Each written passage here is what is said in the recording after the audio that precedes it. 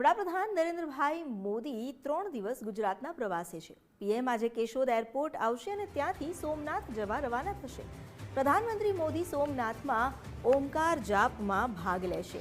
PM Modi Somnath મંદિરમાં drone show પણ નિહાળશે। 11 અને 12 જાન્યુઆરીએ ગાંધીનગરમાં 2 કાર્યક્રમમાં પણ હાજરી આપશે। પીએમ મોદી 5.5 કિલોમીટરના મેટ્રો ફેઝને લીલી ઝંડી આપશે। ગાંધીનગરના સચિવાલયથી મહાત્મા મંદિર સુધી મેટ્રો ફેઝ શરૂ થશે। ગાંધીનગર રાજભવન ખાતે પ્રધાનમંત્રી નરેન્દ્ર મોદી રાત્રિ રોકાણ કરશે। 12મી જાન્યુઆરી જર્મનીના ચાન્સેલર સાથે દ્વિપક્ષીય વાર્તાલાપનું પણ આયોજન કરવામાં આવ્યું છે।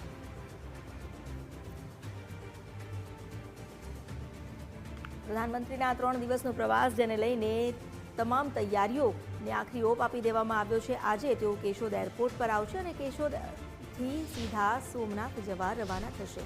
સોમનાથમાં જ્યાં સ્વાભિમાન પર્વ ચાલી રહ્યો છે ત્યાં તેઓ હાજરી આપશે। 10 જાન્યુઆરી સાંજે 8 વાગે તેઓ સોમનાથ પહોંચશે। ઓમકાર મંત્ર જાપમાં પણ સામેલ થશે। આ ઉપરાંત ડ્રોન શો નિહાળશે વડાપ્રધાન નરેન્દ્ર મોદી।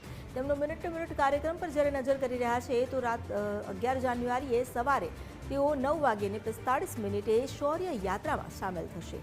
આ શૌર્ય યાત્રાને લઈને પણ તમામ તૈયારીઓ કરી લેવામાં આવી છે। અલગ જ ઉત્સાહ જોવા મળી રહ્યો છે।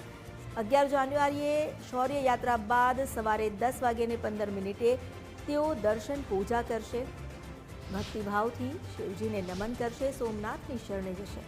11 જાન્યુઆરીએ સવારે 11 વાગે સ્વાભિમાન પર્વમાં તેઓ સામેલ થશે અને સ્વાભિમાન પર્વનું નિરીક્ષણ કરશે। આ ઉપરાંત તેની ઉજવણીમાં પણ જોડાશે। 11 જાન્યુઆરીએ બપોરે 1:30 એટલે કે 1:30 વાગે તેઓ સોમનાથથી રાજકોટ પહોંચશે। રાજકોટમાં પણ વિવિધ કાર્યક્રમોનું આયોજન કરવામાં આવ્યું છે। વાઇબ્રન્ટ ગુજરાત રિજનલ કોન્ફરન્સનું તેઓ ઉદ્ઘાટન કરશે। રાજકોટમાં આ વખતે વાઇબ્રન્ટ ગુજરાત રિજનલ કોન્ફરન્સ રાખવામાં આવી છે। 11 જાન્યુઆરીએ સાંજે 5:15 તેઓ અમદાવાદ પહોંચશે અને અમદાવાદમાં અન્ય કાર્યક્રમોમાં ઉપસ્થિત રહેશે। Mahatma Mandir metro station phase 2નું તેઓ ઉદ્ઘાટન કરશે। ગાંધીનગરમાં જ્યાં મેટ્રો ફેઝ 2નું ઉદ્ઘાટન કરી મેટ્રોમાં તેઓ સવારી પણ કરી શકે છે। 12 જાન્યુઆરીએ સવારે 9:30 તેઓ જર્મન ચાન્સેલરને મળશે અને દ્વિપક્ષીય વાર્તાલાપનું આયોજન કરવામાં આવ્યું છે।